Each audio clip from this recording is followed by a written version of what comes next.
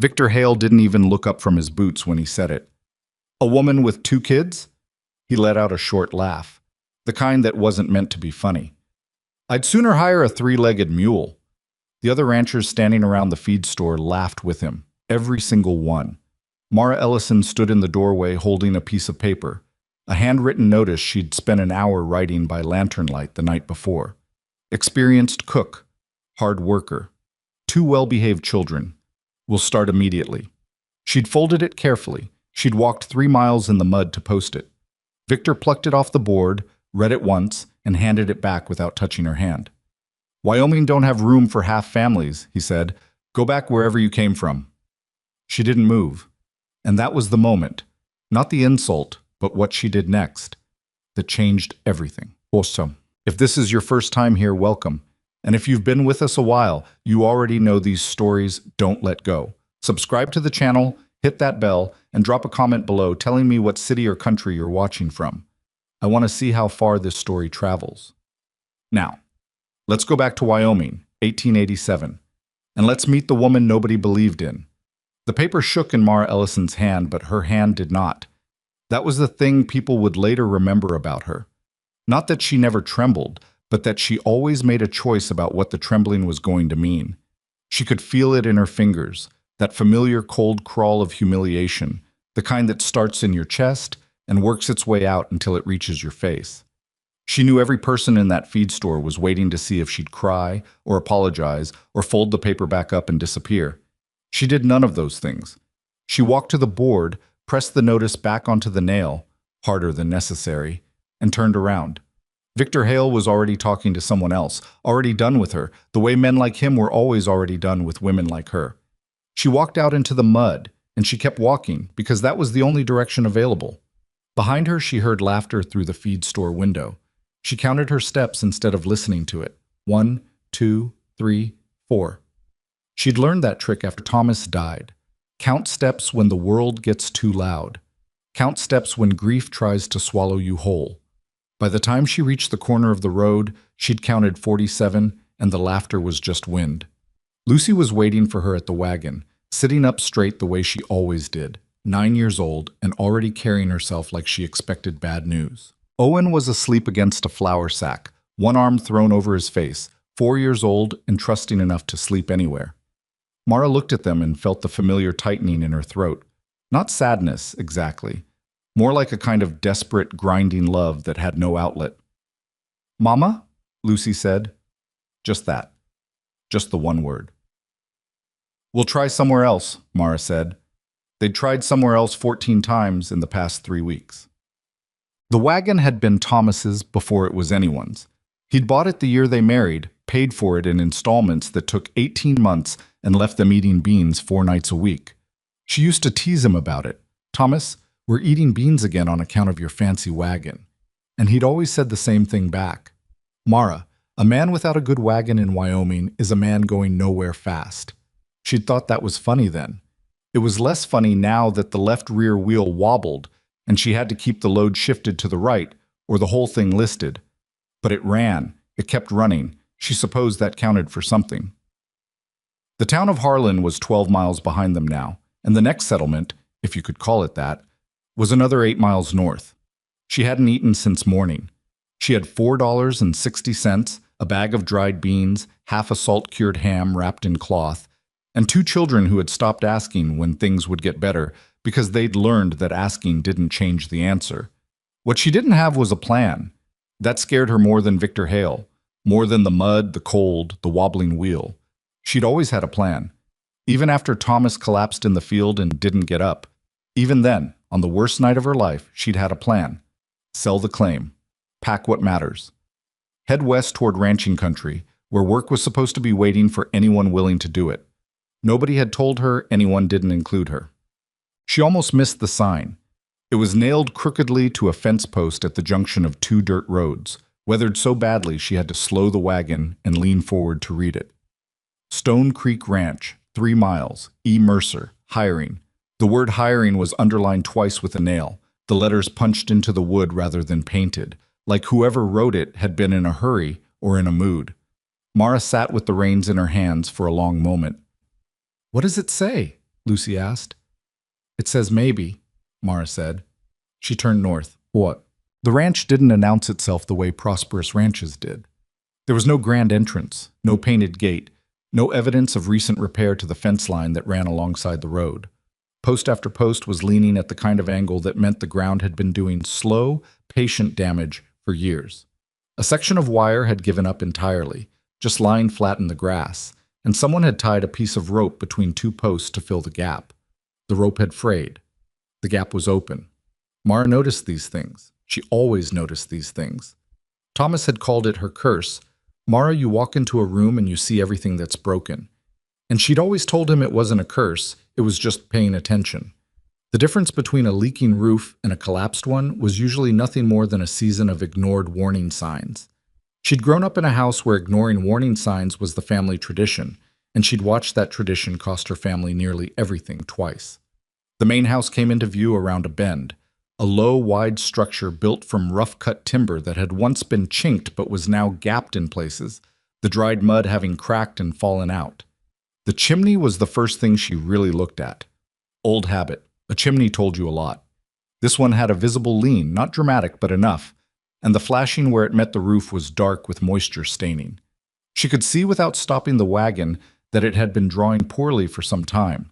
There was the kind of black-gray discoloration on the outside stones that came from a flue that couldn't breathe. A man came out of the front door when he heard the wagon. I was old, older than she'd expected from a man running a ranch, 70 if he was a day, with a white beard that hadn't been trimmed in weeks, and the slow, careful walk of someone whose joints had registered every winter they'd ever survived.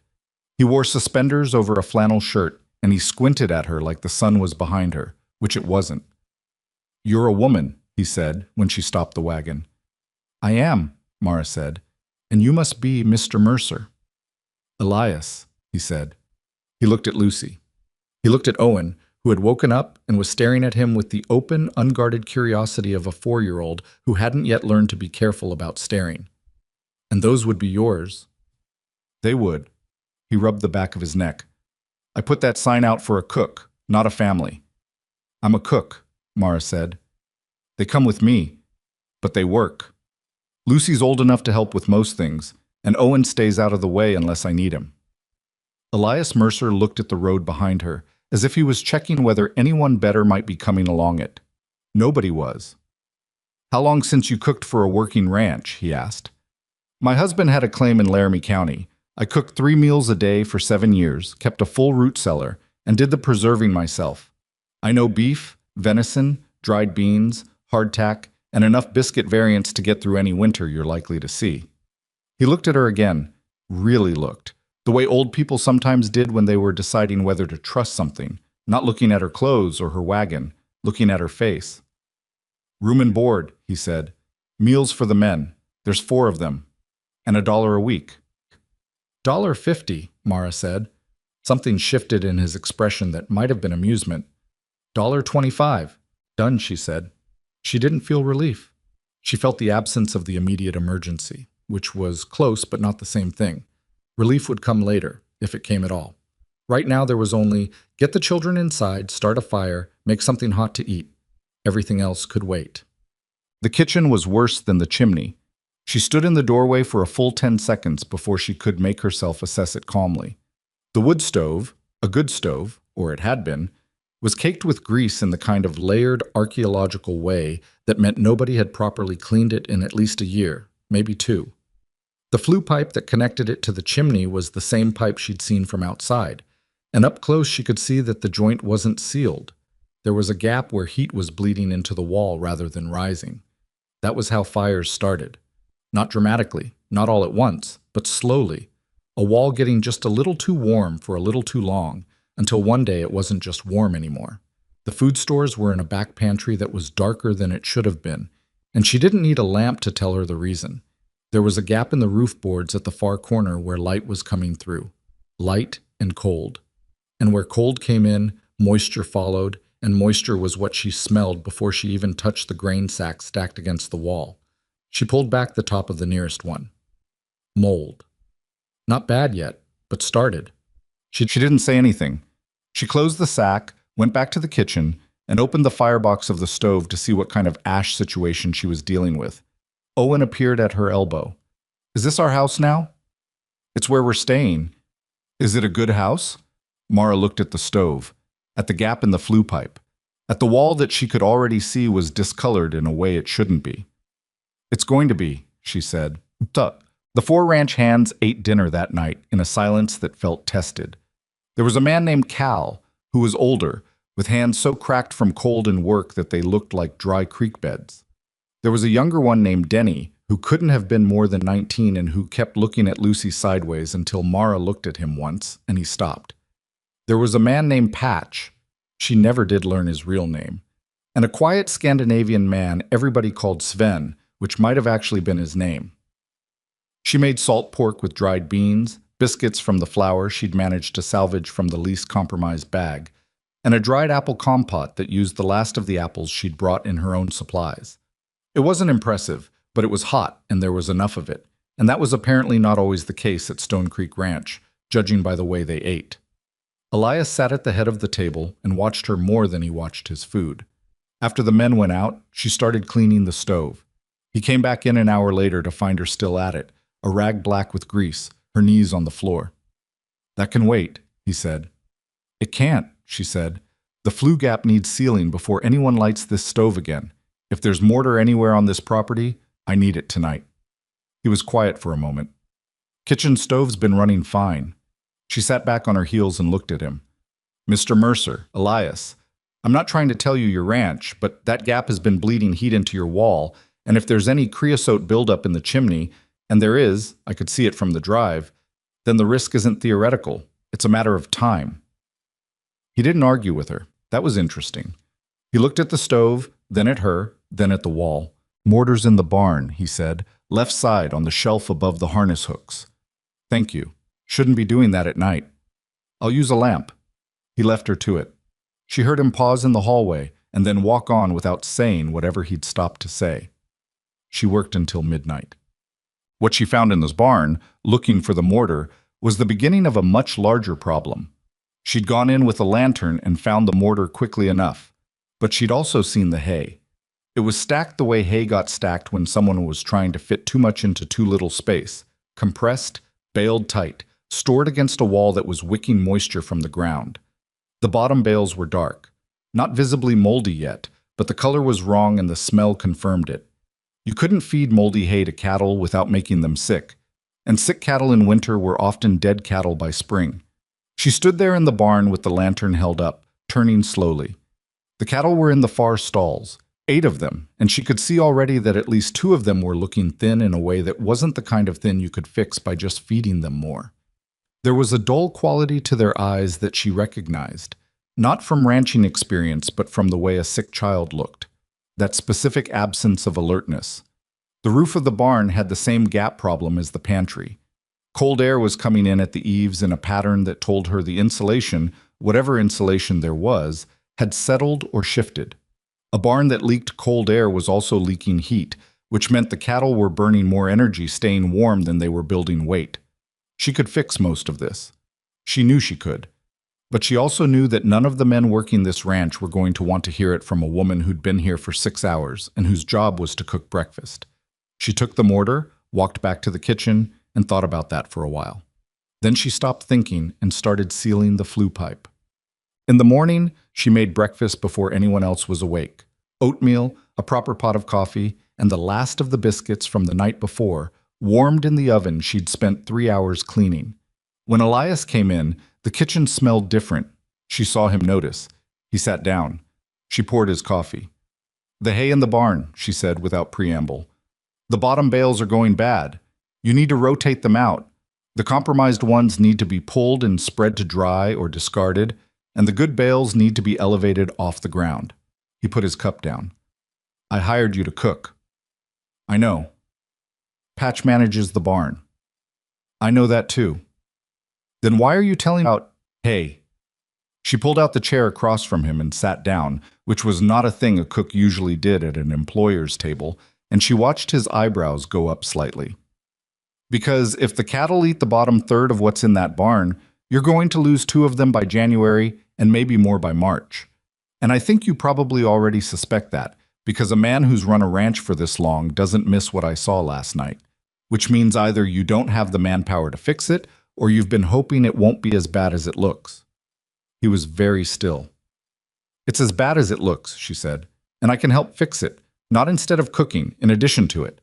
But I need you to not tell me that women don't manage barns. The silence stretched long enough to be uncomfortable. I wasn't going to say that, he said finally. Good. I was going to say, he continued, slower now, with something careful in his voice, that you've been here less than a day. I know, and you've already fixed my flue pipe and told me my hay is going bad and sat down at my table without being asked. I have. He picked up his coffee, drank some, set it back down. Mara Ellison, he said, like he was testing the name. Where'd you say you were from? I didn't. The corner of his mouth moved, not quite a smile, something quieter than that. The men aren't going to like taking direction from you, he said. No, she agreed. They're not, but they'll like surviving the winter. He looked at her for a long time. Eat your breakfast first, he said. Then we'll go look at the hay. It was not a victory, it was barely an agreement, but it was something, and something was what she had learned to build on, because Thomas had been gone 16 months and nobody was going to hand her anything, and Wyoming didn't care about fair, and winter was coming whether she was ready or not. She picked up her spoon, she ate her breakfast, and then she went to work. The hay was worse than she'd let on at breakfast.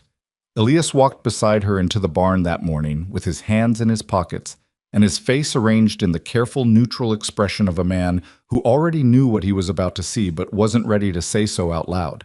She'd learned in less than 24 hours that he did this, held things at arm's length emotionally until he'd had time to process them in private. It wasn't weakness.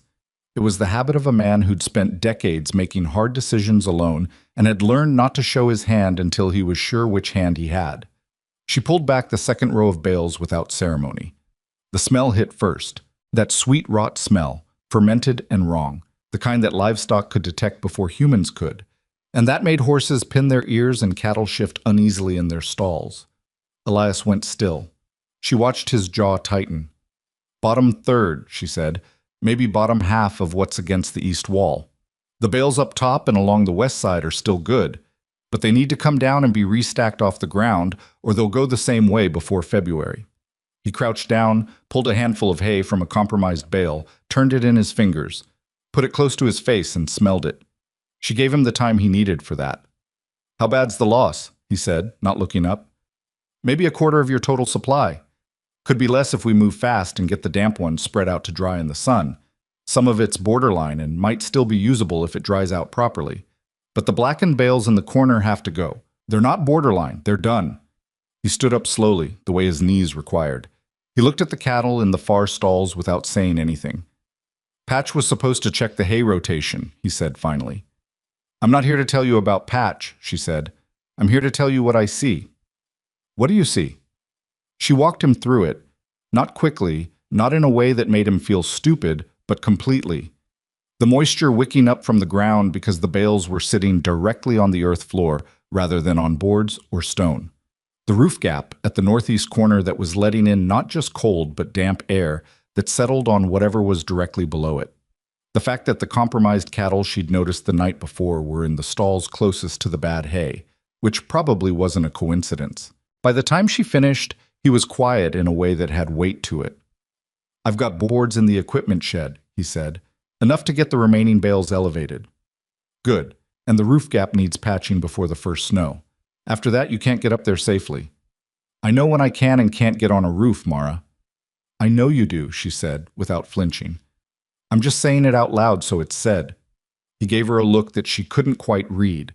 Not hostile, but measuring, like he was trying to figure out what she was exactly, what category to put her in. She didn't try to help him with that.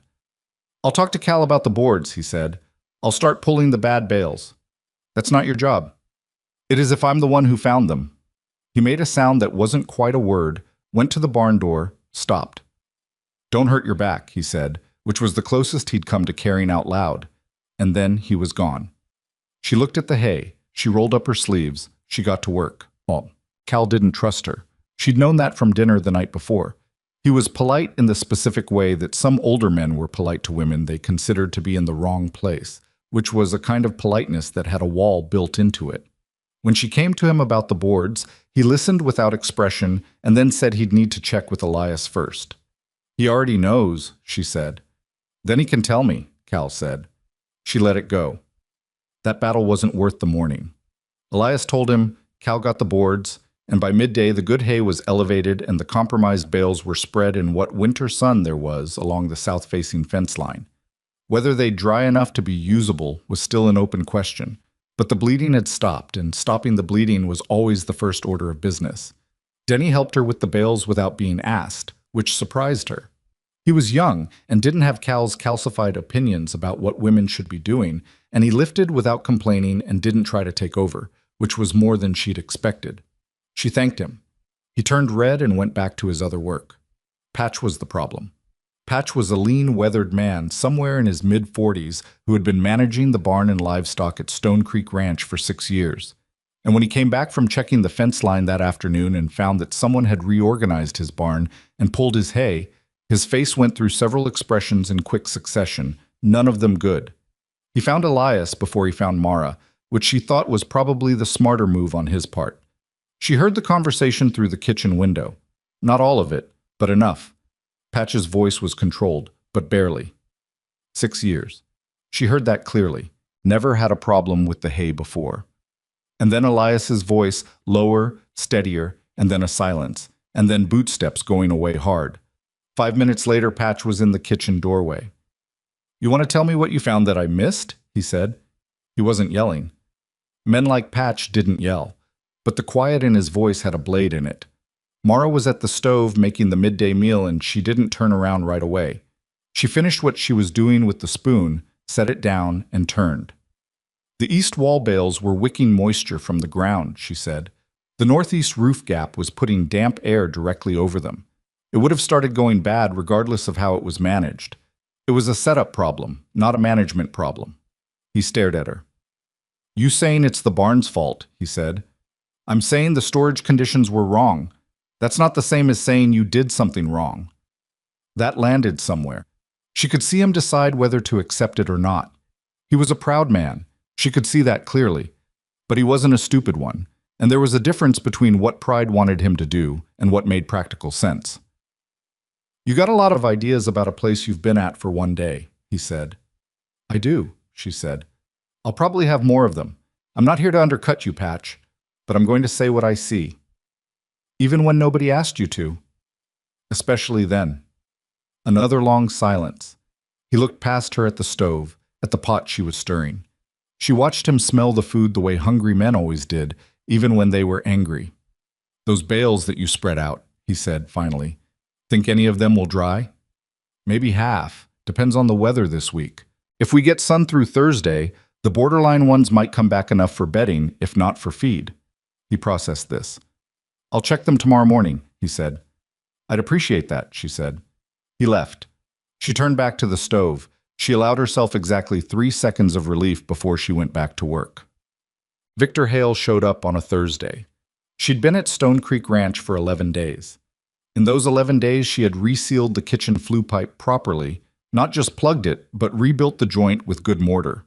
She had reorganized the root cellar, pulling everything out, checking for signs of moisture penetration, restacking with the oldest supplies in the front and air gaps between rows so that nothing was sitting flush against another damp item. She had patched the barn roof, not elegantly but solidly, using boards and roofing tar she'd found in the equipment shed and a ladder that was missing one rung that she worked around. She had, on a particularly cold night when the temperature dropped hard and fast, gone out at 2 in the morning when she heard the cattle moving wrong and found that the water trough had frozen over and was cracking. She'd broken the ice, checked the drainage, and rerouted a small runoff channel that was contributing to the problem, all before anyone else woke up. She was tired in a way that lived below the surface of tiredness, not in her muscles, which were used to hard work, but somewhere deeper, in the place where people kept their reserves. But the children were sleeping in a warm room, and there was food on the table, and the ranch was still standing, and those facts made the tiredness worth carrying.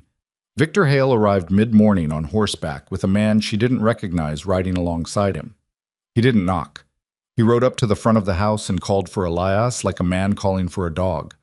Mara watched from the kitchen window. Elias came out slowly. He and Victor were the same generation, she could see that, but they occupied the space between them differently. Victor was a large man, well-fed and well-dressed by frontier standards, the kind of man whose property showed in how he held himself. Elias was smaller, older, more careful with his movements, and in his posture there was something that looked to her uncomfortably like the beginning of deference. She dried her hands on her apron and went outside. Victor was saying something about water rights, the South Creek, some arrangement they'd had for years that he apparently felt needed renegotiating. His voice had the smooth, patient tone of someone who had decided the outcome before arriving and was just going through the performance of discussion. He stopped talking when Mara came out. "Who's this?" he said, not to her, to Elias. "My cook," Elias said. Victor looked at her the way he'd looked at her notice in the feed store, that fast, dismissive scan, the kind that takes inventory and finds things wanting. Then he looked at Elias with a different kind of expression, something slightly pitying. "Mercer," he said, "I heard you hired a woman." "You heard right," Elias said, "with children. 2 of them, good kids." Victor glanced at her again, and this time there was something more deliberate in it. He was performing, she realized. The other man with him was watching, and Victor was giving him something to watch. "You getting soft in your old age, Elias?" he said. It was said pleasantly. That was the worst part. Ranch like this needs real management. You don't get that from a cook fire. "My cook fire," Mara said, pleasantly back, "is what's keeping your neighbor's cattle alive this winter. So I wouldn't call it small." The silence that followed was the kind that defined things. Victor turned to look at her fully for the first time. Not the inventory scan, the real look. "I'd watch that tongue," he said, still pleasant. "I'd watch that South Creek," she said. "The runoff from your northern pasture is muddying it. We've had to let it settle before the cattle drink. If you're here to renegotiate water rights, maybe we should start with water quality." She had no idea if this was true. She'd seen the creek and noticed the cloudiness, but hadn't investigated the source. It was a gamble. But the way Victor's expression shifted, just barely, just a tightening around the eyes, told her it landed somewhere real. Elias was looking at her. She couldn't read his face. "We'll talk, Elias," Victor said after a moment. "Privately." He put enough weight on the last word to make it a dismissal. She went back inside. She went back to the stove. She heard the men talk for another 20 minutes, and then Victor rode away, and Elias came inside, and he stood in the kitchen for a long moment without saying anything.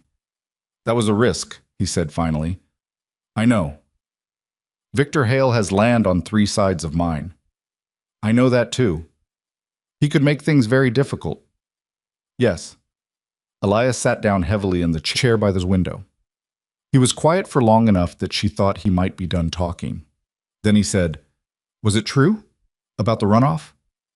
"I don't know," she said. "Probably." He made a sound that might have been a laugh, smothered before it got going.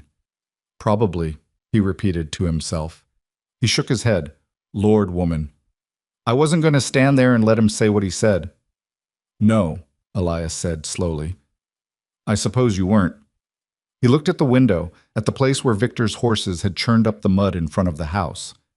"He's been trying to buy this ranch for 4 years, he said. "Hasn't made an offer he thought I'd accept. Just been waiting."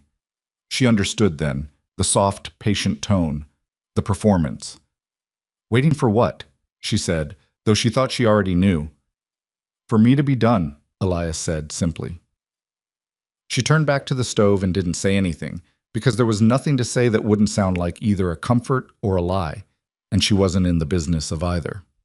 The chimney crisis came on a Sunday. She'd been planning to address it properly for days, had looked at it from outside, gone up partway on the ladder, seen what she needed to see. The lean wasn't structural, or at least not yet. What it was settled. The base had shifted slightly over years of freeze-thaw cycles, and the mortar between the upper stones had cracked and fallen out in sections, creating gaps where water could get in and make the problem worse every winter. The flashing she'd seen from the drive was detaching at one corner, which meant every rain was putting water directly into the joint between chimney and roof. What she hadn't anticipated was the partial blockage. She discovered it when the kitchen started filling with smoke on a cold morning, slow at first and then decisively, the kind of backdraft that meant something was wrong with the draw. She shut the firebox damper, got the children out of the kitchen, and went outside to look at the chimney from the ground. No visible smoke from the top. She got the ladder. She went up, all the way, which she did not love because the ladder was still missing that rung and the wind was doing something hostile that morning, and looked down into the flue. A section of cracked interior mortar had collapsed inward. Not completely blocked, but enough. Enough to kill the draw, enough to push smoke back into the house, and in a ranch house where everyone spent the winter essentially living around the kitchen stove, that was not a small problem. That was a serious danger problem. She came back down the ladder. Denny was standing at the bottom of it. He'd watched the whole thing without saying anything. "I need a long-handled brush and some kind of weighted line to clear the blockage," she said. "Does Elias have anything like that?" "Equipment shed might," Denny said. "There's an old chimney cleaning kit back behind the shelving. I saw it when we pulled the roofing tar." "Show me." He showed her. There was, in fact, a brush with an extension handle, though two of the extension sections had rusted at the joints and needed WD-40 and patience before they'd turn. She worked them loose while Denny held the lamp and handed her things when she needed them. "You scared up there?" he asked at one point. "Yes," she said. He seemed to not know what to do with that answer. She guessed he'd expected her to say no. "I was scared the first time I got on the roof too," he offered. "Still am, kind of." "That's sensible," she said. "People who aren't scared on roofs are the ones who fall off them." She got the brush working. She went back up the ladder, extended it, pushed the blockage through, which required more force than she'd anticipated, and a moment where she was certain the whole thing was not going to cooperate, and then cleared the remaining debris. She came down. She went inside and rebuilt the fire and watched the smoke go up clean and straight. It wasn't until she was washing the soot off her hands that she noticed her knees were shaking. She braced both hands on the sink basin and breathed until they stopped. Lucy appeared in the kitchen doorway. She was holding Owen by the hand. "Is it fixed?" Lucy asked. "It's fixed."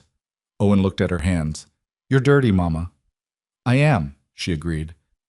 "Cal said you went up on the roof," Lucy said. She said it in a tone that indicated she'd formed an opinion about this. "I did." "He said women don't go up on roofs." "Cal says a lot of things," Mara said. Lucy considered this. "Are you going to keep going up on roofs?" "If they need me to," Mara said. Lucy absorbed this. She had her father's eyes and her father's way of processing information, slowly, thoroughly, without showing her work.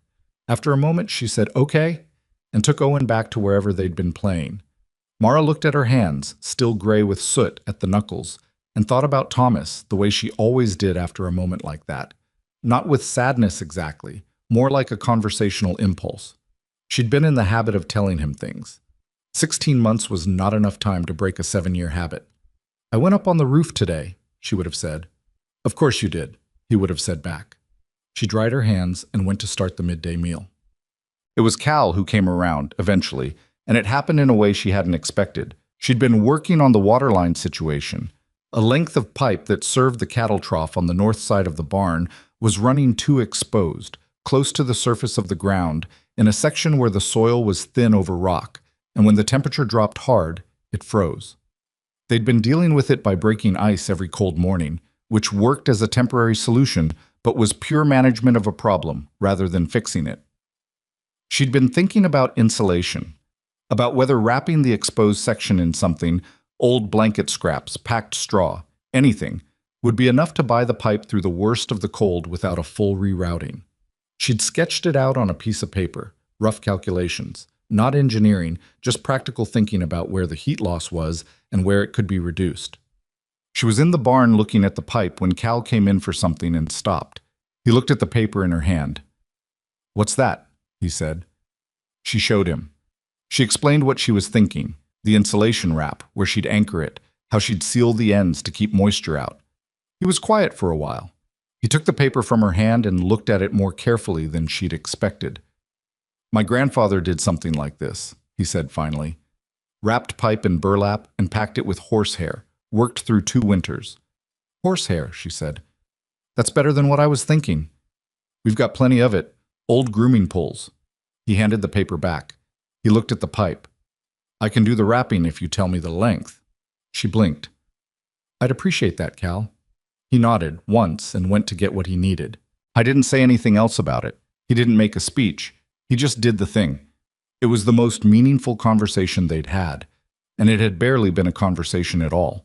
But she understood what it meant. She'd been right about the hay. She'd been right about the chimney. She'd been right about enough things, consistently enough, that Cal's internal ledger had shifted. Not to trust exactly, but to something adjacent to it. Something that looked like I'm willing to see if she's right about this too. That was enough. That was more than enough. That night, after the children were asleep and the men had gone to the bunkhouse and Elias had retired, Mara sat at the kitchen table with the lamp turned low and went through everything in her head. Every repair she'd made, every problem she'd found and addressed, and the new problems that had revealed themselves underneath, the way problems always did. You fix one thing, and the thing you fixed was hiding three others. The chimney was better, but the roof flashing still needed work. The hay was stabilized, but the storage system itself needed rebuilding before next season. The water line was insulated, but she hadn't tested it yet under real cold. The cattle were eating cleaner hay, and their eyes looked better, she thought. The two dull-eyed ones from the first night were more alert. But thin was still thin, and they'd need careful management through the winter to come through it with weight. She wrote it all down, not on the back of scraps this time, but in a notebook she found in the bottom of her bag. An old one, half-used, that she'd been keeping account books in since her Laramie days. She turned to a clean page and made a list. Not a wish list, a work list. Things that had to happen, in what order, by what approximate date, given what she knew about Wyoming winters and what a first serious snow would test. She was still writing when she heard a door. Elias stood in the kitchen doorway in his nightshirt and a coat thrown over his shoulders, looking more old and more human than he did in the daylight, when he was performing the small daily theater of being in charge of things. Couldn't sleep, he said, the way people always said it, like it needed explaining. Sit down, she said. I'll make tea. He sat. She put water on. What are you writing? He said. She turned the notebook so he could see it. He looked at it for a long time. She watched him read, not the way a man reads a document, but the way someone reads something that is about them, about their own life, and has to process it as both information and something more personal than information. That's everything, he said slowly. That's everything I know of, she said. There may be more. Probably is, he said. The water was ready. She made the tea, just dried chamomile, nothing special, but hot, and set it in front of him and sat back down with her own cup. Mara, he said, after a while. Why are you doing all this? She looked at her cup. She thought about giving him the practical answer, because there was a practical answer. She was doing it because the ranch was failing, and if the ranch failed, she and her children lost their situation and had nowhere to go. That was true. That was the real, honest, unsentimental answer, but she thought he deserved the rest of it too. Because I can see it, she said. I walk into a place and I see what's breaking. I always have. And when I see something breaking, I can't just not try to stop it. He nodded slowly, like that was an answer he understood. Thomas, my husband, he used to say it was a calling, she said. Like some people have a calling for music or for farming. I have a calling for broken things. He sounds like he knew you well. He did, she said. Then, it wasn't always easy. No, Elias agreed. The ones who see everything are never easy. She didn't say anything to that. She drank her tea. I had a wife, he said. Eleanor. She died 11 years ago. I know, she said. Cal mentioned her. Cal mentioned much else? A little. He wrapped both hands around his mug. This ranch was hers as much as mine. More, some years. She was the one who kept account of things. I did the physical work. She kept the account. When she went, he stopped, started again. I kept doing the physical work. Stopped doing the account. She looked at the notebook between them. I'm not Eleanor, she said carefully. No, he said. You're not, but you're... He paused, searching for the word in the way old people sometimes did, not from mental slowness, but from precision, from not wanting to say the wrong thing. You're present, he said finally. You're here the way she was here, paying attention. She felt something shift in her chest, something she didn't want to name in this moment at this table with a man she'd known for less than 2 weeks. The windbreak on the north side of the main house, she said, after a moment, returning to safer ground. It's too low. The prevailing wind in a serious storm is going to come right over it and hit the house straight on. I've been thinking about whether we can plant a second row, taller growing shrubs or young trees, before the ground freezes. He looked at her, and she saw him accept the change of subject without comment, which told her he was smarter than she'd given him credit for. Ground soft until mid-November, he said. Usually. Then we have maybe 6 weeks. Willows take along the creek bank, he said. We could transplant saplings. That's what I was thinking, she said. He nodded. He drank his tea. Outside, the wind had picked up. It moved around the corners of the house in a way she'd started to learn. The sound it made when it was just cold versus the sound it made when it meant something. Tonight, it was just cold. But the winter was coming. She could feel it in the quality of the air, the way the nights had been getting teeth. She looked at her notebook, at the list that was both longer and shorter than she wanted it to be. Shorter because she knew there were things she hadn't found yet. Longer because there was only her to do them. She picked up her pen. She kept writing.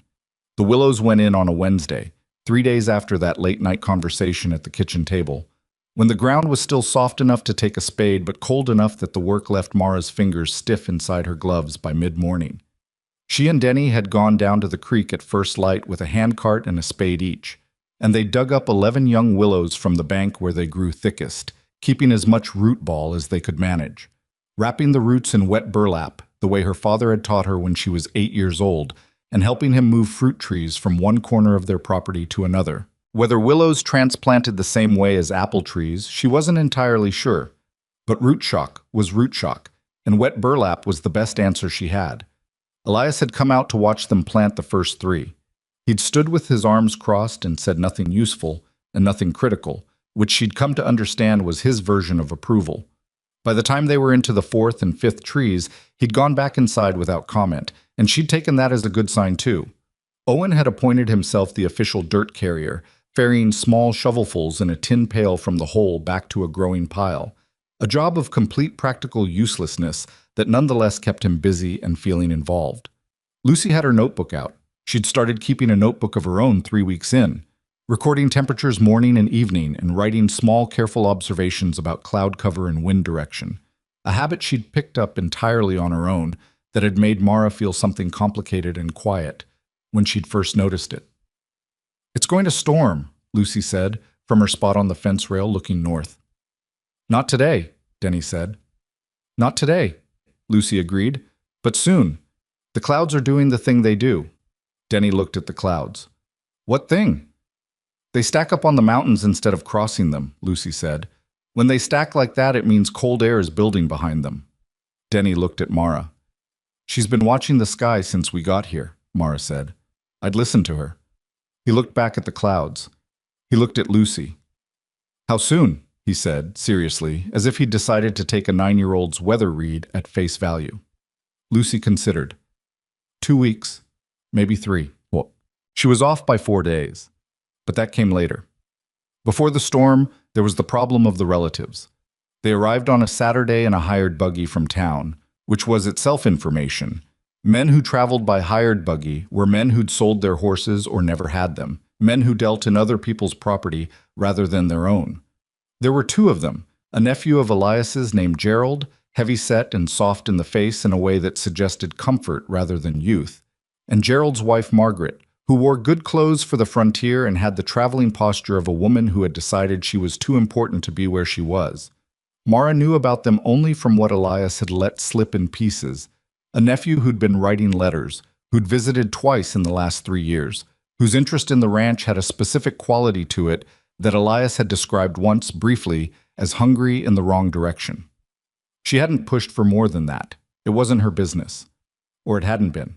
She put together a good meal when she saw the buggy coming, because that was her job, and because she understood instinctively that how a household presented itself in the first hour of visitors arriving told everyone in the room something about who was actually running things.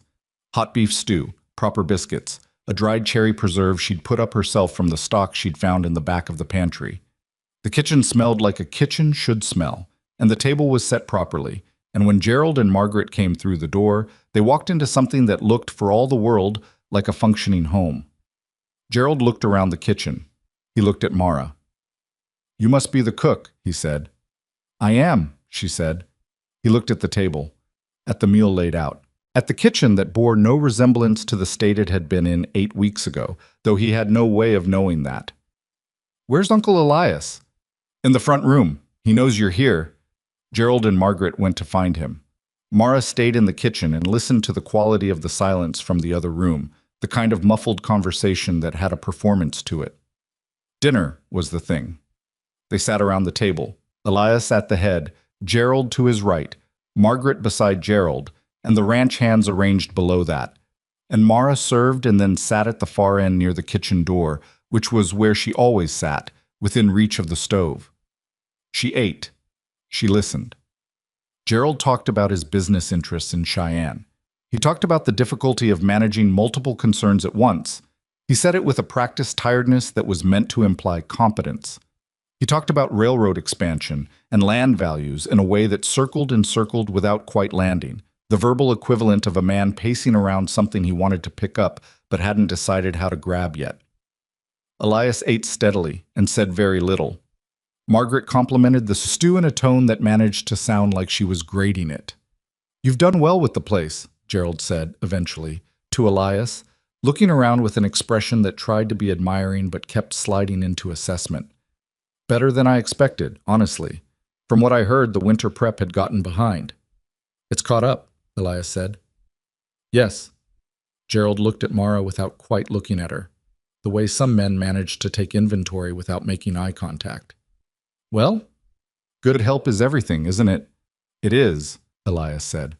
"I was saying to Margaret on the drive up, there must be a lot of pressure, running a place this size at this stage, having to rely on hired people." He paused. "It might be worth thinking about. Practical arrangements. For the future." Elias put his fork down. He did it quietly, which was somehow louder than putting it down hard.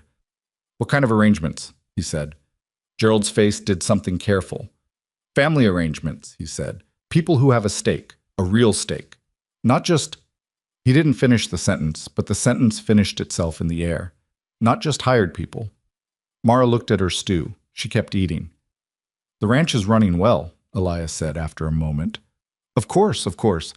I just mean that when the time comes, Elias said, "I'll make whatever arrangements I see fit." Gerald smiled. It was a smile that had been used many times on many people and knew exactly what it was doing. "Of course you will. I'm just saying, family is family, Uncle." Elias looked at him. "Yes," he said, "it is." That was the end of that conversation. But it wasn't the end of Gerald. He found Mara alone in the kitchen the next morning, which she suspected was not an accident. He came in while she was doing the early baking, before anyone else was up, ostensibly for a cup of coffee. He poured his own, she didn't offer, and leaned against the wall with the specific casualness of someone who had planned to be casual. "You've been here, what? 2 months?" he said. "About that," she said. "Good position. Room, board, wages. Hard to find something like that." He drank his coffee. "Especially for a woman in your situation." She kept kneading. "He trusts you," Gerald said. "That's clear. You've clearly made yourself useful." She waited for where this was going. It didn't take long. "I want you to understand," he said pleasantly, "that whatever happens with the ranch in the coming months, there will always be a place for someone competent. We'd need a cook. The position would be secure." She looked up from the dough. He was watching her with the same patient expression he'd used on Elias the night before, the one built for convincing people that his interests and their interests were the same thing. "What would I need to do for this secure position?" she asked. "Nothing dramatic, just keep me informed. About his health, about decisions he makes. Nothing improper." He smiled. "Think of it as being helpful to the family." She looked at him for a long moment. "Mr. Gerald," she said, "I think you should have your coffee somewhere else." His expression didn't change, which impressed her in a cold way. "I'm just suggesting—" "I know what you're suggesting," she said, "and I'm suggesting you finish your coffee in the front room." He straightened up from the wall. The pleasantness was still there on his face, but thinner now, with something harder underneath it. You're in a precarious position, Mrs. Ellison, he said. It's worth thinking about. So are you, she said. Think about that. He left. She stood at the table with her hands in the dough and her heart going faster than she'd have liked. The specific adrenaline of a confrontation you win, but that cost you something anyway. She thought about what he'd said, about precarious positions, about how right he was, technically, if you looked at it from outside. A widow with 2 children, no land, no claim, working for an old man who could be gone any time, in a territory that didn't particularly want her. She pressed her knuckles into the dough. She'd been in a precarious position since Thomas died. She was still here. Gerald and Margaret left on Monday. Elias didn't see them off. He stayed in the front room with the door closed until the buggy sound faded down the road.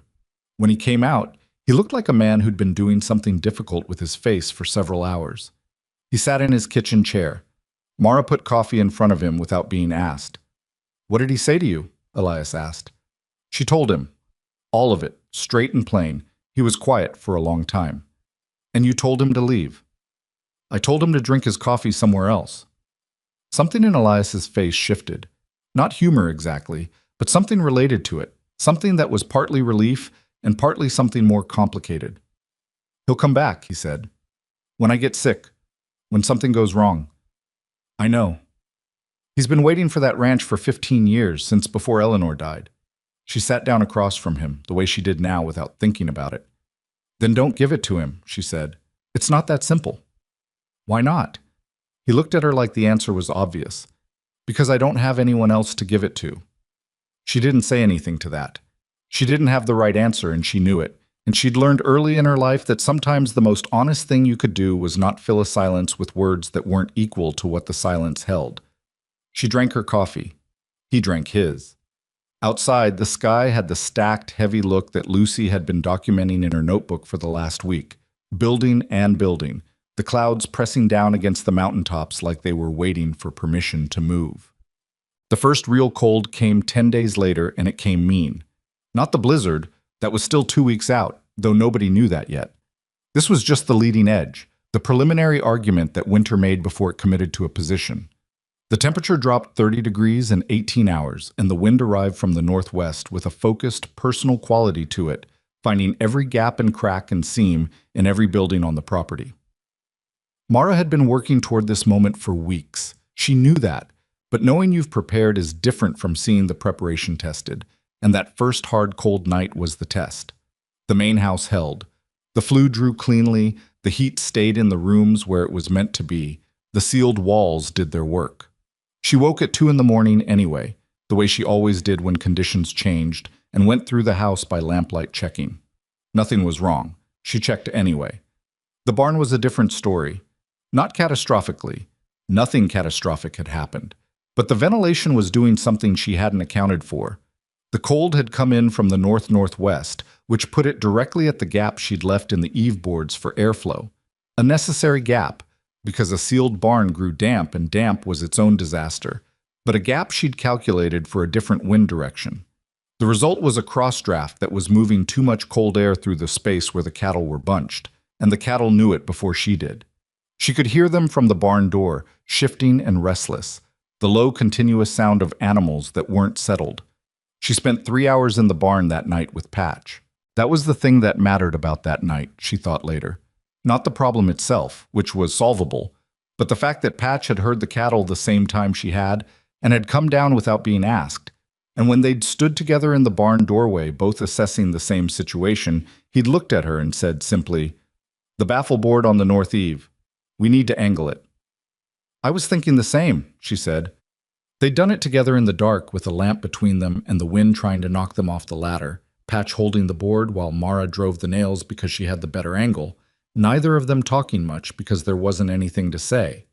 The problem was the problem, and the solution was the solution, and the cold didn't care about anything else.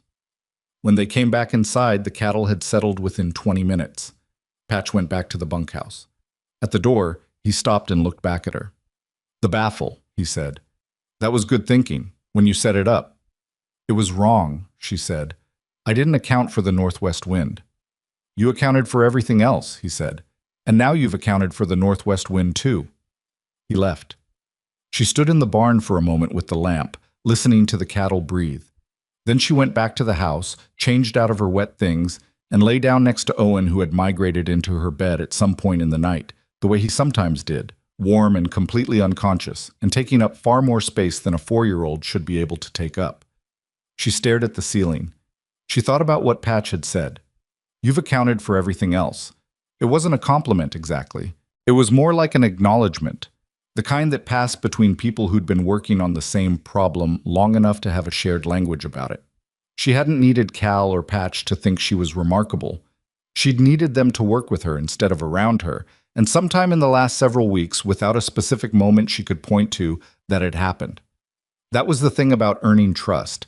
You could never see it arriving. You could only notice one day that it was already there.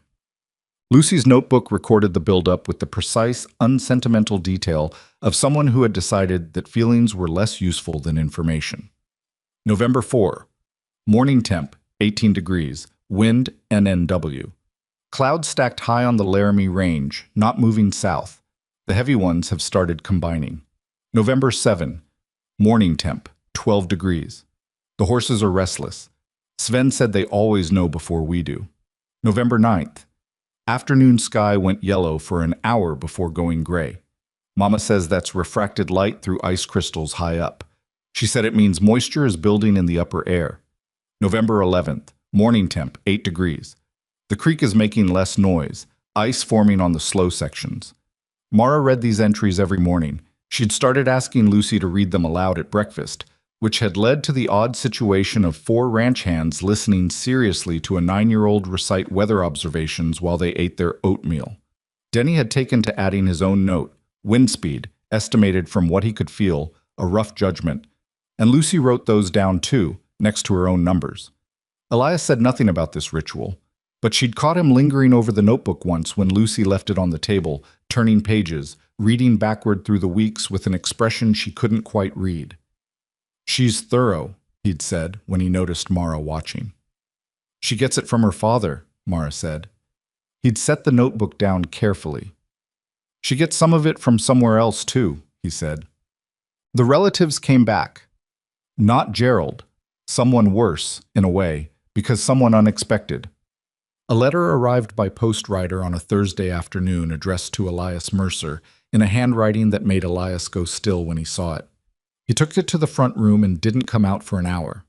When he came out, he handed the letter to Mara without a word. She read it. It was from a man named Horton, a brother-in-law she hadn't known existed, Eleanor's brother, writing from Kansas. The letter was 4 paragraphs of careful, legalistic language that managed to suggest, without quite stating, that Eleanor's share of Stone Creek Ranch had never been properly settled at her death, that there were questions about the original deed and that he had consulted with a man in Cheyenne who was interested in clarifying the situation. The tone was regretful. It was the tone of a man who had been coached to sound reluctant about something he was not reluctant about at all. She set the letter on the table. "Is it true?" she asked. "About Eleanor's share?" "I don't know," Elias said. There was no formal arrangement. She was my wife. The land was ours." "Did she have family money that went into the purchase?" A pause that was its own answer. "Some," he said. "Her father left her something. We used it for the North Pasture expansion in '68. "So there's a legitimate question." "There may be a legitimate question," he said, with the particular bitterness of a man who has lived on a piece of land for 30 years and cannot believe he has to use the word legitimate. "That doesn't make Horton's claim legitimate." "No," she agreed, "but it means you need someone who knows the law. The nearest lawyer is in Laramie. Then you need to write to Laramie." He looked at the letter again. He looked tired. Not the physical tired she'd seen on hard work days, but the deeper, older tired of a man who had absorbed too many problems in too short a span and was beginning to feel the weight of them. "Is it ever going to stop?" he said. It was a genuine question, she thought. Not rhetorical, not performative, but the real ask of a man who'd been fighting a slow battle alone for years and needed to know whether the end of the field was somewhere ahead or just more field. She thought about lying. She thought about saying something reassuring. "I don't know," she said, "but right now there's the letter, and the letter has an answer, and the answer is to write to Laramie. One thing at a time. He looked at her. One thing at a time, he repeated. That's all there is, she said. That's all there ever is. He sat down. She got paper and an ink pen from the shelf where she'd organized the household writing materials 6 weeks ago, when she'd found them scattered in 3 different drawers. She put them in front of him. He wrote the letter. The sky went green on a Sunday. Not the whole sky, just a band of it, low on the northern horizon, the specific sickly green that meant cold air and moisture mixing at an altitude that was going to come down. Lucy saw it first from the front porch and came inside and said, with complete composure, "Mama, come look." Mara came out and looked and felt the particular clarity of a person who has prepared for something and is now watching it arrive. Not fear. She'd moved past fear 2 weeks ago, when she'd finished the last item on her notebook list and added 3 more and finished those too. What she felt was more like the focused quiet that precedes a hard thing. "How long?" Denny asked from behind her. "Hard to say," she said. "Could be tonight. Could be tomorrow morning." She looked at the way the clouds were moving, not fast but steady, with the implacable quality of a very large thing that had decided where it was going. Get everything that needs to be undercover today. Don't leave it for morning. She went inside and called the children. "Lucy, Owen, I need you to listen, and I need you to do exactly what I tell you, no questions right now. Owen, you're going to stay in the house. Lucy, you're going to help me in the kitchen for the next 3 hours, and then you're going to stay with Owen. You understand?" Owen nodded with the seriousness of someone who understood that serious was required even if he didn't understand why. Lucy said, "It's coming, isn't it?" "Yes," Mara said. "It's coming." She spent the next 3 hours doing the final checks she'd planned but hoped she'd have more time for. Extra firewood stacked inside the back door. Batches for a week, but she moved more now, until the back entry was stacked floor to ceiling and the overflow filled the space under the kitchen stairs.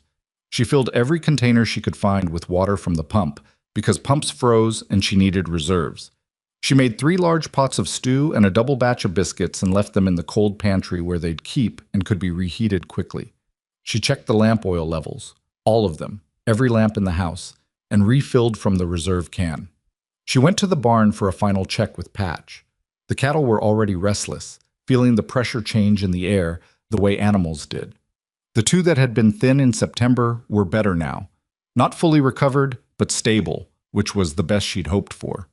The calves, 3 of them born early in the fall, before her time, were in the warmest section of the barn near the back wall.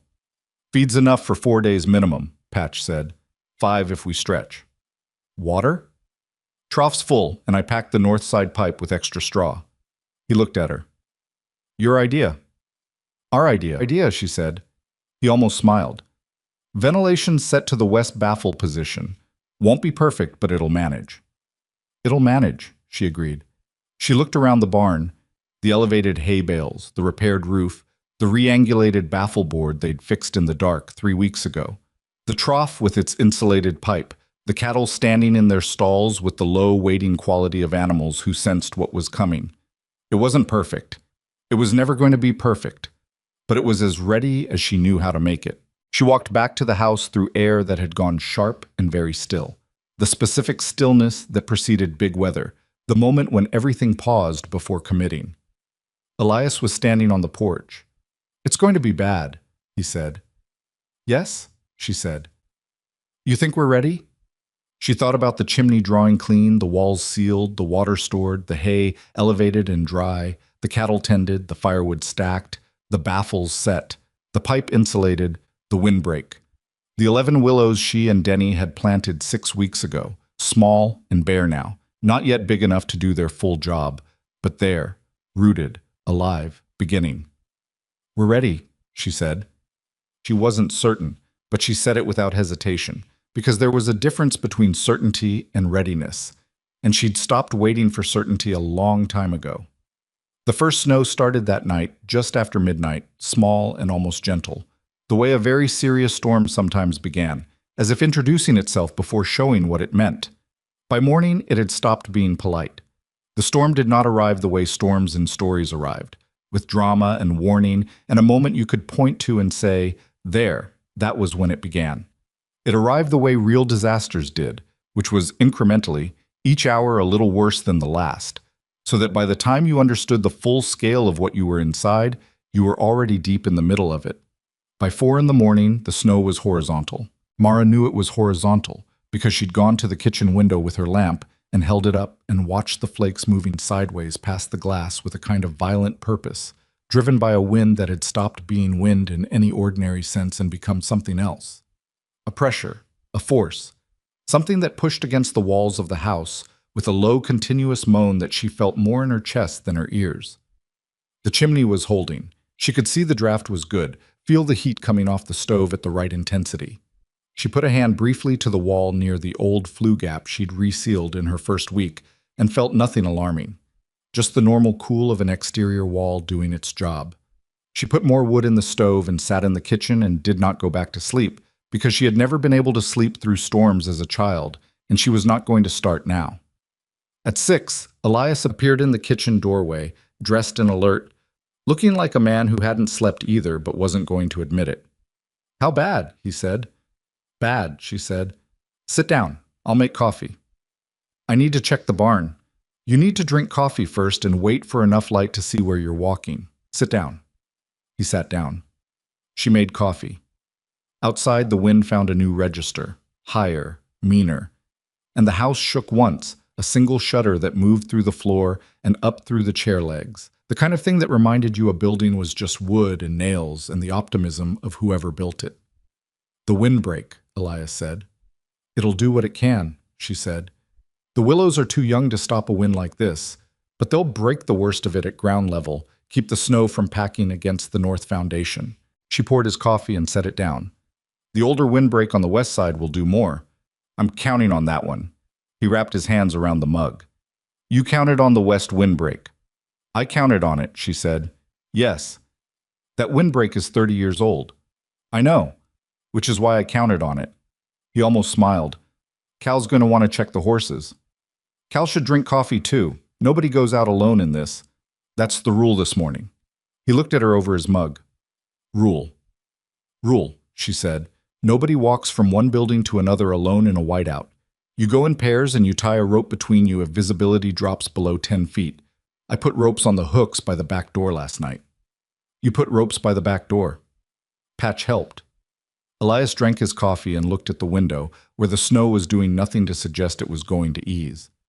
"You think of everything," he said, not as a compliment exactly, more as an observation about a quality he found slightly bewildering. "I don't," she said. "I think of what I can and then I try to prepare for what I didn't think of. That's a distinction without much difference." "It's the only distinction that matters," she said.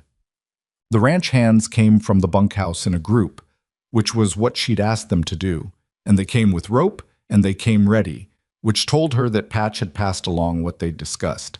They stood in the back entry, stamping snow off their boots, their faces already red from the 30-yard walk across open ground. "That's a serious storm," Denny said, which was the understatement of the morning. "Barn first," Patch said. He looked at Mara. "I'll take Cal and Sven. You want Denny here with you?" "Yes," she said. "And I want someone back here within 2 hours. If you're not back, we're coming out." "We'll be back," Patch said. 2 hours, she said. He nodded, and they went. She watched from the back window until she couldn't see them anymore, which took about 15 seconds. Denny stood behind her.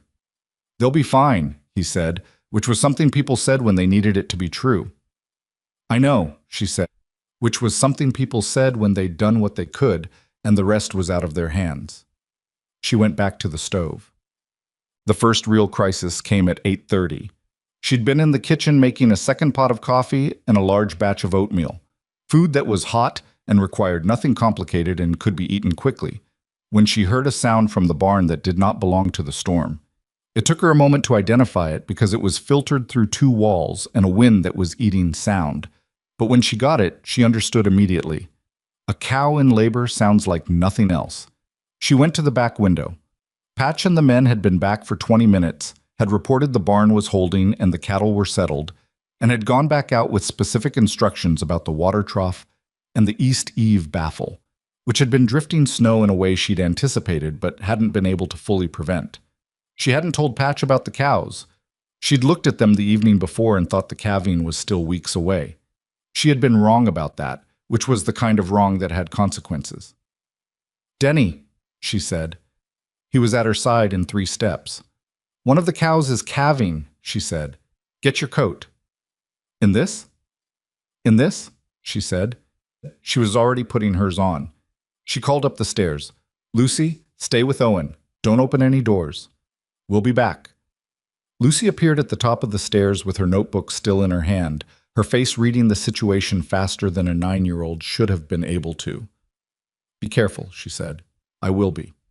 She took the rope off the hook by the back door, tied one end to the door handle, handed the other to Denny. "Hold on to this and don't let go," she said. "When we get to the barn, we tie it to the barn door." He took the rope without arguing. They went out. The cold hit her like a wall. Not just cold, but physical, solid, the wind pushing against her chest with enough force that she had to lean into it to walk. The snow was deep already, knee-deep in some places, deeper where it had drifted against the fence line, and it was still coming with the relentless building quality of a storm that was nowhere near finished with itself. She could see perhaps 8 feet ahead. The barn was 30 yards away and might as well have been 30 miles. She kept moving. The rope jerked behind her as Denny caught his footing in a drift. She felt the pull and slowed without stopping, letting him catch up. The barn door took both of them to open against the wind. They got inside and Mara pulled the door shut behind them and stood for a moment, letting her eyes adjust and her lungs remember how to work without fighting for air. The barn was cold, colder than it should have been, which told her the East Eve baffle situation was worse than Patch's report had suggested. But the animals were alive and the hay was dry, and the cattle were mostly where they should be, mostly. In the far left stall, one of the heifers was down. She hadn't calved before. Mara could see that from the way she was positioned, the specific distress of an animal in a process it didn't understand. The calf's legs were visible, but the presentation was wrong, front legs coming, but the head turned sideways, which meant the calf couldn't come through without help. She looked at Denny. "Have you done this before?" she said. "Once," he said. "I mostly just held the lantern." "Hold the lantern," she said. She pulled off her coat and her outer layer and rolled her sleeves up in a cold that made her arms go immediately to gooseflesh, and she went to work. It was not clean. It was not quick. The heifer was frightened and kept shifting, and Denny had to put himself against her flank to keep her still, speaking low and continuous nonsense in a tone that was all about sound rather than meaning, which was the right instinct even if he'd arrived at it by accident. Mara worked carefully, talking to the animal too, feeling for the calf's position, making the adjustment by feel rather than sight, and the cold was making her fingers less useful than she needed them to be, and the heifer threw her sideways once against the stall boards, and she caught herself on her elbow and just kept going. When the calf finally came, it came fast, the way they always did once the obstruction was cleared, as if the whole process had just been waiting for permission. It landed in the straw, wet and still, and Mara's heart lurched, and then it moved, one leg, then the other, and then the heifer was turning around and doing what heifers did. And Mara sat back in the straw on her heels and put her forearms on her knees and breathed. "Is it okay?" Denny said from behind the lantern. "It's okay," she said. "You're bleeding." She looked at her elbow. The fall against the boards had taken skin off. Not badly, just enough. "I know," she said. "It's fine." She stayed long enough to make sure the calf was nursing. It was small, smaller than she'd have liked, but it was on its feet and finding what it needed. And then she put her coat back on over her bloody elbow and looked up at the eave where the baffle was letting in a draft. She could feel now that she wasn't moving. "I need to fix that baffle," she said. "Mara," Denny said, "it's 30 below outside." "I know what it is," she said. "If that draft keeps going, the temperature in here drops another 10 degrees by afternoon, and the calf doesn't make it through the night. Get me the ladder." He got the ladder. She was up on the ladder with a board and a nail when Patch came back in with Cal and Sven, come to do the second check of the day. And Patch looked up at her on the ladder in the barn in the middle of a blizzard with her elbow bleeding through her coat sleeve and said nothing for a full 3 seconds. "There's a new calf," she said. "Left stall." Patch went to look. Cal and Sven went with him. She kept working. "Presentation was wrong," she said, driving the nail. I corrected it. She's a first-time mother, heifer out of the brown and white group. Calf is small, but nursing. It needs this draft stopped. Patch came back from the left stall. He looked up at her. You delivered it, he said. It wasn't a question. Denny helped, she said. Denny, from across the barn, made a face that clearly communicated he had held a lantern and braced a cow and considered this to be somewhat different from what Mara had done. The baffle nail on the left side, Patch said, looking up at where she was working. It's been pulling out of that board since October. You need to go 2 inches to the right. The wood's better there. She felt for it with her finger. He was right.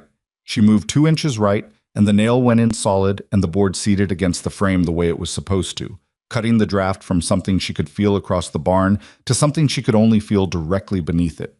She came down the ladder. Her elbow had started to properly sting, which meant it was warming up, which meant she'd been in the barn long enough. She picked up her coat.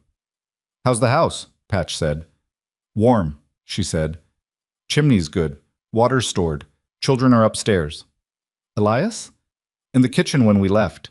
He'll have tried to come out by now, which means Cal should go back and sit on him until we're done here. Cal, who had been examining the new calf with an expression of surprised approval, looked up. I'm not sitting on anybody. You know what I mean, she said. He went. The second crisis came in the afternoon, and it came from a direction she hadn't prepared for because it came from outside the ranch entirely. Sven found him.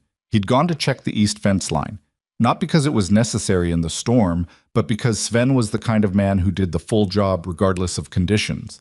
And he'd nearly walked into Victor Hale, who was on the ground 40 yards past the Stone Creek property line, half buried in a drift, conscious but barely, his horse gone, his coat inadequate for what the weather had become.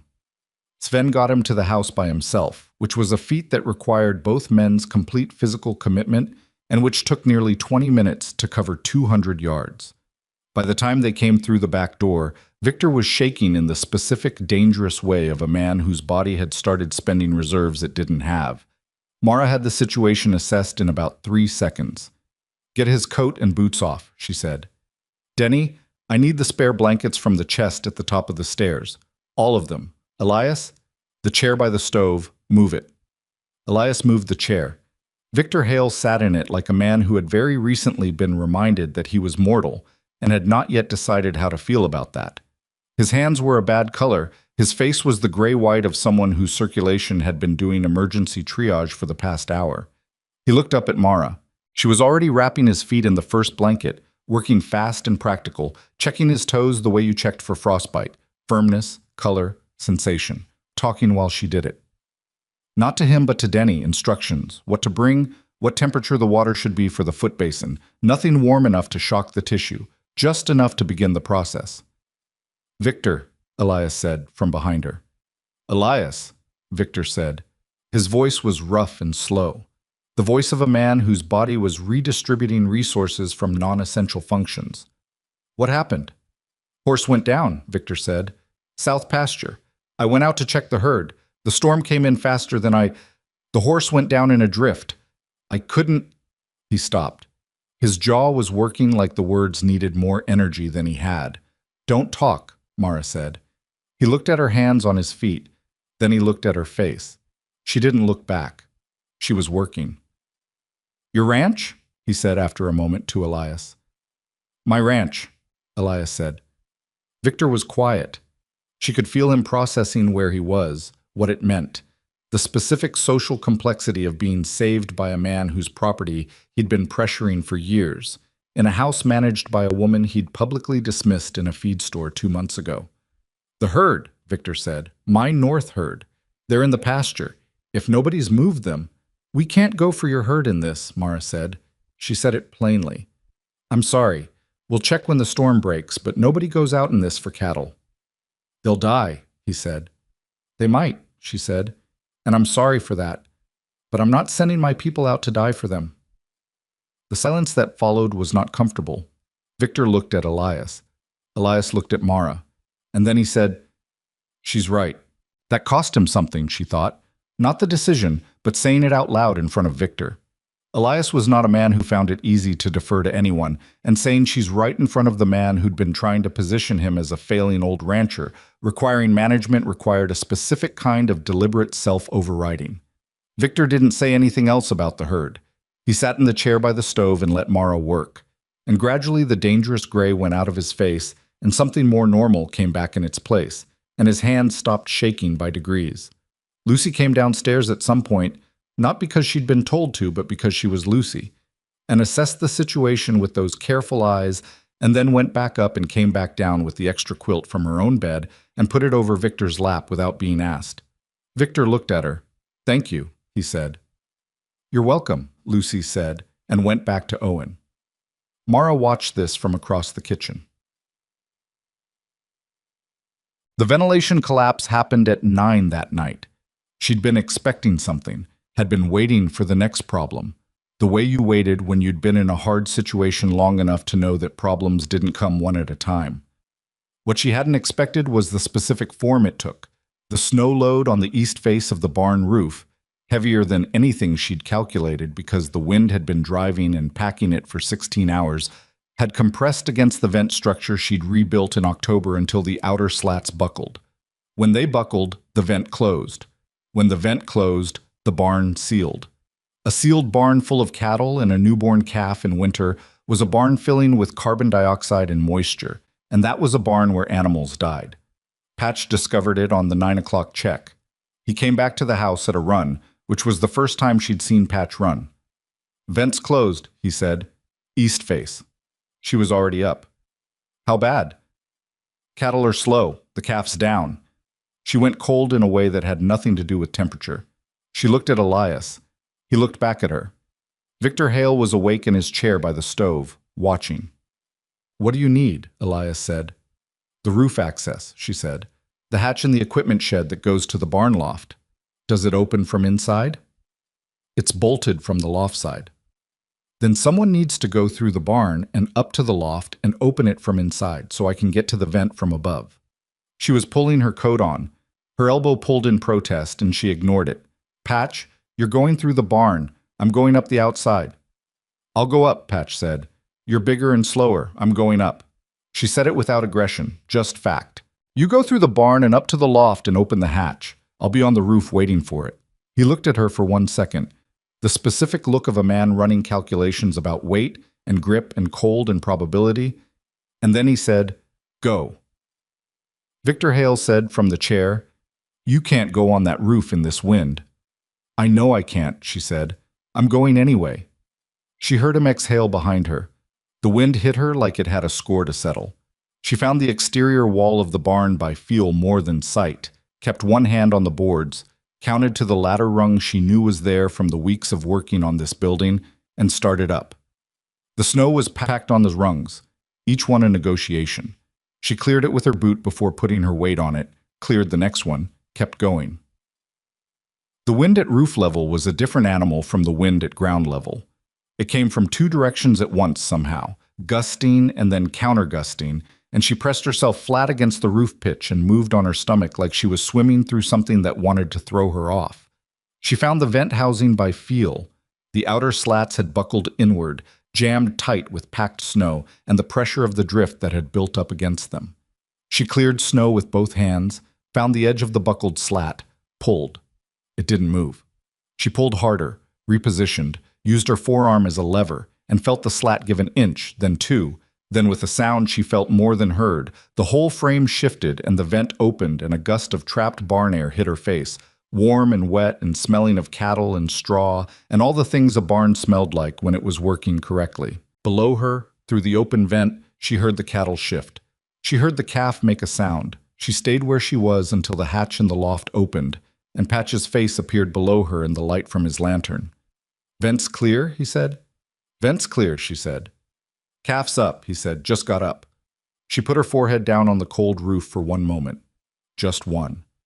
Then she backed down the ladder, 1 rung at a time, clearing each one before she trusted it, and she got to the ground and she walked back to the house because walking back was the next thing. And after that there would be another next thing, and that was how you got through it. Inside, Victor Hale stood up when she came through the door. She hadn't expected him to be standing. She hadn't expected the expression on his face, which was the specific expression of a man who has watched something happen that has rearranged something inside him. Not dramatically, not loudly, but in the permanent way of genuine rearrangement. She pulled off her coat. Her elbow had bled through again, and she'd have to deal with that. "Sit down," she told him. "You shouldn't be standing on those feet yet." He sat down. "The vent," he said. "It's clear," she said. "Calf's up." "I watched you go up that roof," he said. "I know." She went to the sink. "In that wind." "Victor," she said, washing her hands, "I need to look at your feet again, and then I need to eat something, and then I need to check the chimney. Can we do this later?" A pause. "Yes," he said. "We can do this later." She looked at his feet. The color was better.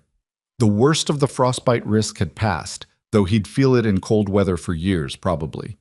She told him so, and he accepted it without complaint, which told her the storm had shaken something loose in him that was ordinarily held very tight. Elias watched all of this from his chair. When she sat down finally, to eat the cold stew she'd ladled out for herself, and the biscuit she'd been meaning to eat for 6 hours, he watched her eat with the focused attention of someone who had been waiting to say something and was still deciding whether to say it. "The calf," he said finally. "Should be all right," she said through a mouthful of stew. "Small, but she ate. She's warm." "You knew about the vent risk." "I knew it was the weakest point," she said. "I should have reinforced the slat housing before the storm. That's on me. You got the vent back open during the worst of the storm." "We did," she said. "Patch went through the barn and up to the loft and opened the hatch. Without him, I'd have been on that roof with nowhere for the vent to go." Elias was quiet for a moment. "She does that," he said, to the room in general, to Victor in particular. "Divides credit up before you can give her any." Victor looked at Mara. Then he looked at his hands, which were more normal-colored now, which meant the blood had come back, and with it the full sensation of how cold they'd been. "Mrs. Ellison," he said. She looked at him. "The feed store," he said.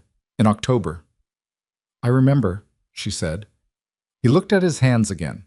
He was a man, she understood, who was not in the habit of this particular kind of conversation, and it was costing him more than cold had cost him, which was saying something. "I was wrong," he said. She waited. "About you," he said. "About—" He stopped. Started differently. "The notice you put up. I shouldn't have." She looked at him for a moment. He met her eyes and held them, which she thought was probably hard for him. "Thank you," she said. She went back to her stew. He sat with his hands in his lap and his feet wrapped in Lucy's quilt, and the storm went on outside, hammering at walls that held, and the chimney drew clean, and somewhere in the barn a small calf stood on new legs in warm straw, alive. The wind screamed against the north face of the house. The house did not answer it. The storm broke on the third day. It didn't end so much as exhaust itself. The wind dropping first, from a scream to a moan to a low, persistent complaint, and then the snow thinning from a wall to a curtain to scattered, lazy flakes that fell without conviction. Mara stood at the kitchen window and watched the sky go from gray to pale gray to something that was almost white, almost light, and she felt the specific deflation that came after sustained emergency. Not relief, not yet, but the sudden awareness of how much she'd been holding and how heavy it had been. Victor Hale had slept in the chair by the stove for 2 nights. He hadn't complained about this, which told her more about how the storm had rearranged him than anything he'd said. On the morning of the 3rd day, when the wind had dropped enough that speech felt possible again without shouting, he'd asked about his herd. "We'll go this morning," Patch had said before Mara could answer. "Soon as we can get horses through the drifts." Victor had looked at Patch.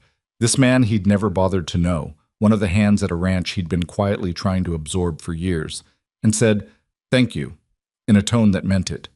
Patch had nodded once and gone to get his coat. They came back 3 hours later with news that was neither as bad as it could have been, nor as good as anyone had hoped. Victor's north herd had lost 4 cattle to the storm. 2 had gone down in a drift. 2 more had been found against the fence line where they'd crowded and suffocated each other in the panic of the first night. His barn roof had partially collapsed under snow load on the east side, which had cost him 2 more animals and a significant portion of his stored grain. His water line was frozen solid, and would need to be dug out. 8 cattle gone, grain compromised, infrastructure damaged. Victor received this information sitting in the kitchen chair with his wrapped feet on a low stool, and he received it without visible collapse, which was the kind of thing you noticed about a person. How they took bad news when they'd been stripped of the things they normally used to insulate themselves from it. "The barn roof," he said finally. "Is the structure compromised or just the cladding?" "Structure looks sound," Patch said. "It's the east face cladding and the supporting beam underneath. Repairable. But not this week." Victor nodded slowly. He looked at his hands, then at the window where the light was coming through gray and clean. 8 head, he said, to no one in particular. No one answered because there wasn't anything to say that would make 8 head into fewer than 8 head. Mara didn't go to check the damage at neighboring ranches herself. She had enough to account for on Stone Creek land, and the accounting took all of that first clear day. She walked every building, every fence section she could reach, every system she'd built or repaired or improvised over the past 3 months, and she noted what had held and what hadn't, and what had held but only barely. The chimney, perfect. Still drawing clean, still sealed, the rebuilt mortar around the flashing showing one small new crack she could repair in an afternoon. The barn. The vent housing would need to be rebuilt before next winter, properly this time, with heavier timber and a different anchoring method she'd been thinking about since the night she'd spent on the roof in the dark. The baffle boards had done their job. The cattle were alive, all of them, including the small calf, who was standing in the straw on legs that seemed slightly unsure of their assignment, but committed to it nonetheless. The hay, dry. Every bale. The elevated storage had done what she'd built it to do, and Mara stood in the barn and looked at those bales and felt something she didn't usually let herself feel in the middle of work, which was a pure, uncomplicated satisfaction that had no asterisk on it. The root cellar, intact. The water stores she'd filled before the storm had gotten them through 3 days without needing the pump, which had frozen exactly as she'd anticipated and was now thawing slowly in the returning cold but functional temperatures. The willow windbreak. 7 of the 11 trees had made it through. The other 4 had snapped at the base, too young and too slender for what the wind had asked of them. She stood in front of the 4 stumps and thought about that for a moment, not with grief, because they were trees, but with the specific acknowledgement of a person who had done the calculation and accepted the margin of failure built into it. 7 out of 11. Those 7 had roots now. Those 7 would come back in spring taller and thicker and better anchored than before. You planted willows knowing some of them wouldn't make it. That was the nature of willows. That was the nature of most things worth planting. The news from the neighboring ranches came in pieces over the following days, carried by riders and word of mouth. The way news traveled in the territory. The Dunmore operation, 6 miles east, had lost their entire water system. Pipes burst throughout, the main line cracked in 4 places, and without water, the cattle situation had deteriorated rapidly. They'd lost 11 head and were looking at a costly spring rebuild. The Ashworth family, closer to town, had a roof collapse on their main house during the second night of the storm. Nobody had been hurt, but they'd spent 2 days sheltering in their barn with their children while the temperature stayed below 0 outside, and the house would need significant structural work before it was livable again. 3 other ranches in the valley had lost cattle in numbers ranging from 2 to 9. The Erickson place had lost their entire grain store to moisture damage. A roof they'd been meaning to repair had finally given under the snow load, and what had seemed like a deferred problem had become an immediate catastrophe. She heard all of this without comment, because it wasn't her place to say what she was thinking, which was that none of it was unforeseeable. The Dunmore water line had been a known issue for 2 seasons. She'd heard Cal mention it once in passing, offhandedly, the way people mentioned things they'd stopped expecting to be fixed. The Ashworth roof had been visibly compromised from the road last October when she'd driven past it on the wagon on her 3rd day in the territory. The Erickson grain store roof was the same kind of problem she'd found in Elias's pantry on her first night, the same leak and moisture combination, just further along the timeline to disaster. She didn't say any of this, but she thought about it the way she thought about everything, thoroughly, and without being able to stop. Gerald arrived on the 5th day after the storm, when the road from town was passable again. He came alone this time, without Margaret, without the performance of the previous visit. He came in a hired buggy again, but got out of it with less of the practiced ease of his last visit. something tighter in his face, something that had been recalculated. Mara was splitting wood in the yard when the buggy came up the road. She kept splitting. Gerald walked past her toward the house and then stopped and came back. "Mrs. Ellison," he said. She set the next log on the block. "Gerald." He looked at the yard, at the cleared path to the barn, at the chimney drawing its clean line of smoke into the cold air, at the general evidence of a property that had come through 3 days of serious winter intact. "How bad was it?" he said. "Bad storm," she said. "Ranch is fine." He absorbed this. She could see him doing the math he'd been doing for years, probably, the slow, patient calculation of when things would reach the tipping point, when the property would become vulnerable enough to be gathered in. "I heard about the Dunmore operation," he said. "A lot of people are hurting this week," she said. "Yes." He put his hands in his coat pockets. "I also heard you were on the roof, during the storm."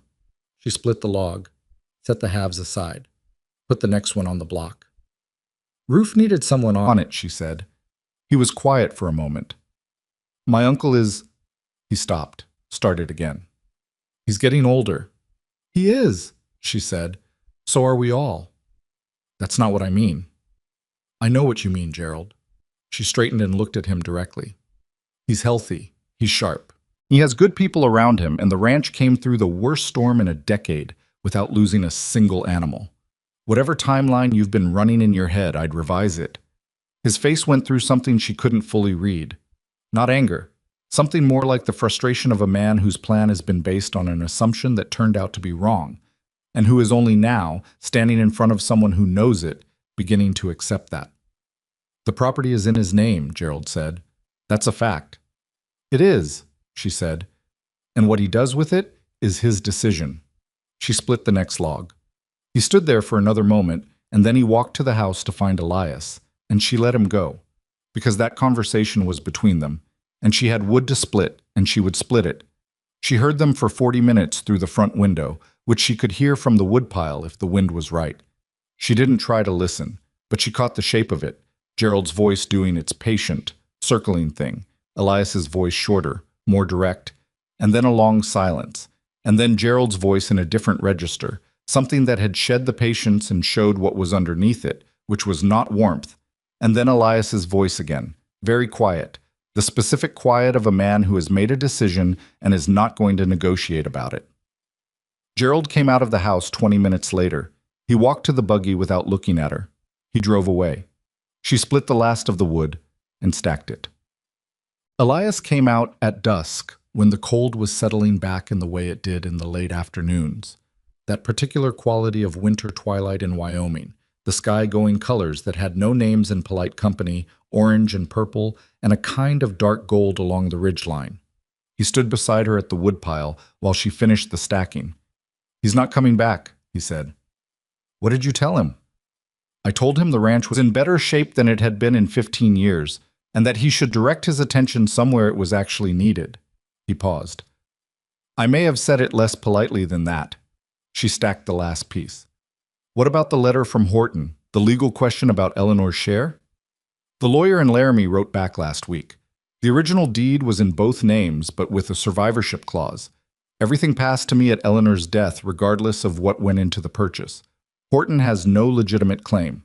He said it without triumph, just fact. "Good," she said. "Gerald knew that before he came today," Elias said. "He was running out the string." "People like Gerald usually are," she said. He was quiet for a moment. The last of the light was leaving the ridge.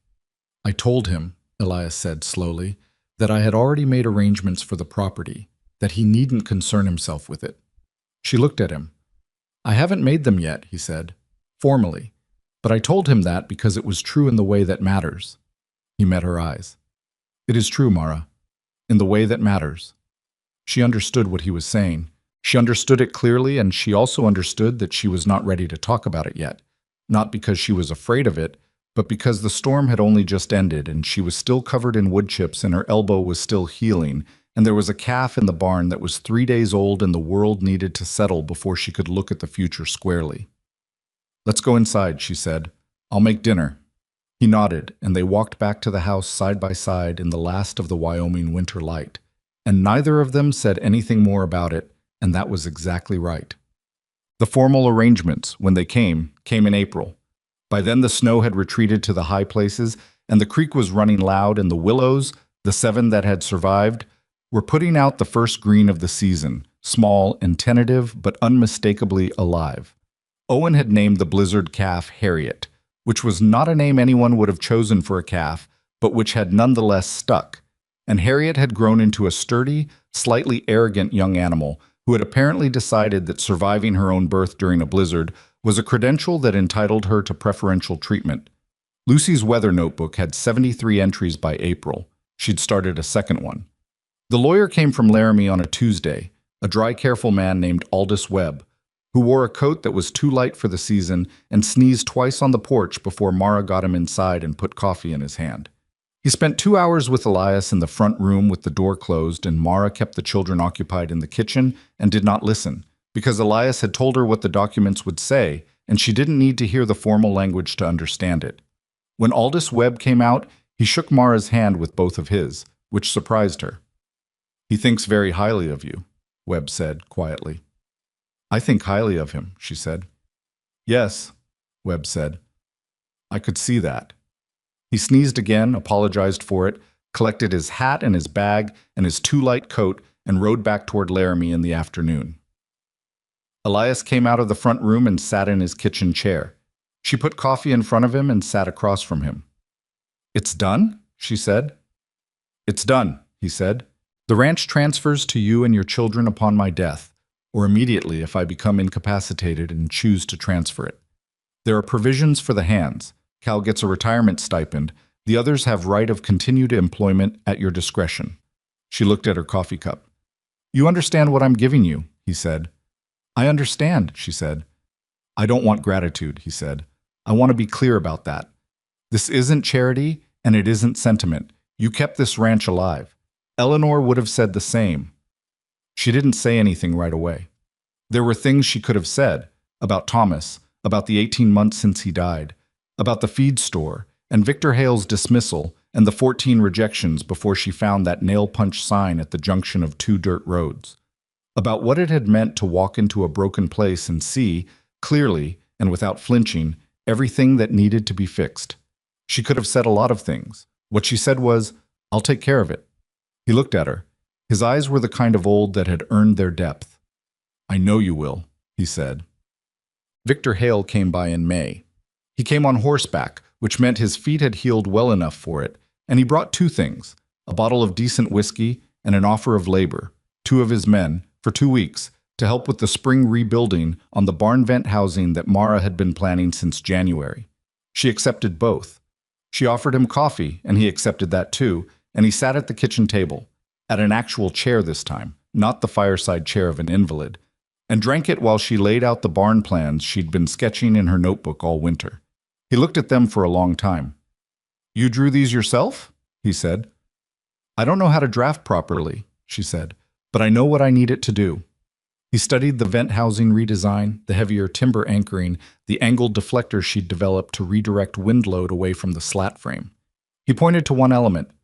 "This joint here, you've got it pinned but not mortised. In a heavy load, a pin alone might pull." She looked at it. He was right.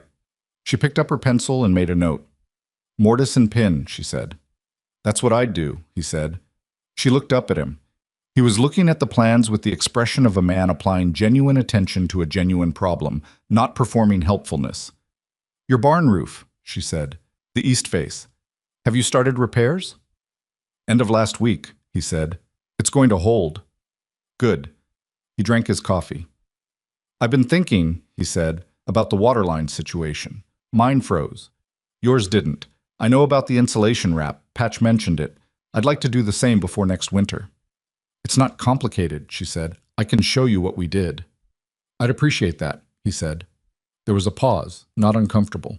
Through the kitchen window, Owen could be seen in the yard conducting a serious one-sided conversation with Harriet the calf, who was expressing her characteristic indifference to everyone except Owen, for whom she seemed to have decided she had limited time. Victor watched this through the window. "Is that the blizzard calf?" he said. "Harriet," Mara confirmed. "She's a good size," he said. For what she came through. She is. He was quiet for a moment, then, Mrs. Ellison, I want to be direct with you. She waited. I've been looking at this valley the wrong way for a long time, he said, like it was a competition, like there was only so much to go around and the only question was who got it. He set his cup down. I don't think that's right anymore. What I saw this winter, what your ranch came through, what you did, it's not the way I was thinking about things. She thought about the feed store, the notice on the nail. Go back wherever you came from. People change their thinking, she said. That's not nothing. It's not enough, he said plainly. No, she agreed. It's not. But it's a start. He nodded.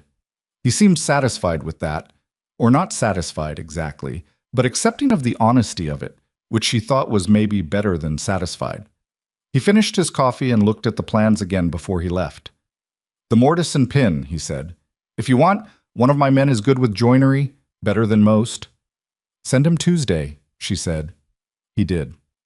Summer came to Stone Creek Ranch the way summer came to that part of Wyoming, abruptly, with no apology for the winter it was replacing, flooding the valley with heat and green and the loud industry of everything that had been waiting through the cold to get back to work.